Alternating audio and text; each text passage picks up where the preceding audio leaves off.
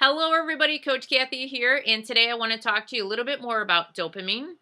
We talked about dopamine in terms of a positive pairing, I think on day 11, so for more information on that, watch that video. It's really good information.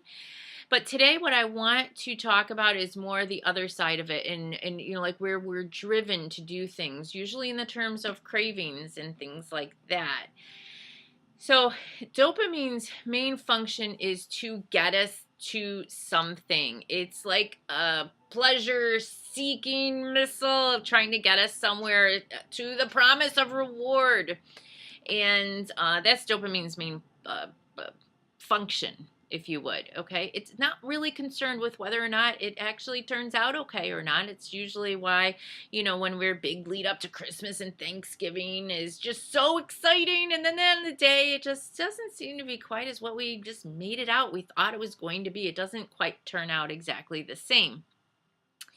The reason why is because we had that big dopamine rush ahead of time, and that's what felt so good, was the dopamine rush and not necessarily what it was that we got.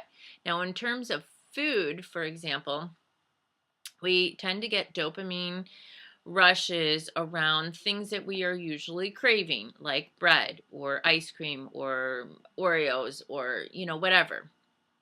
So for today's exercise, I want you to begin to recognize what are your dopamine triggers. I want you to identify them and write them down so that you remember that these are things that you're being triggered by. This is just dopamine.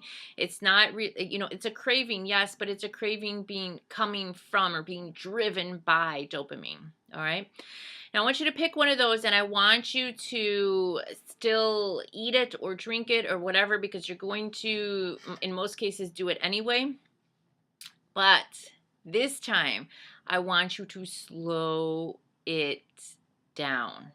I want you to slow it way down, and I want you to mindfully and purposefully and consciously eat or drink whatever your dopamine trigger is, and just really notice the food that you're eating as you're eating it. What does it taste like? What is the texture like? What is the experience of eating it? What does it actually taste like? Are there different flavors in your mouth as you are eating it? Is it fresh? Is it not so fresh? Just begin to notice what it's like as you are eating it, as you are indulging in your dopamine trigger. Just slow it right down. And then I want you to tell us, what did you notice as a result of slowing it down? It can be anything, and it's likely different for everybody. So just share with everybody so that we can all learn from each other. And that's it for today's exercise. Notice what your dopamine triggers are, slow one of them right down, and then let us know what you noticed. Thanks, everybody.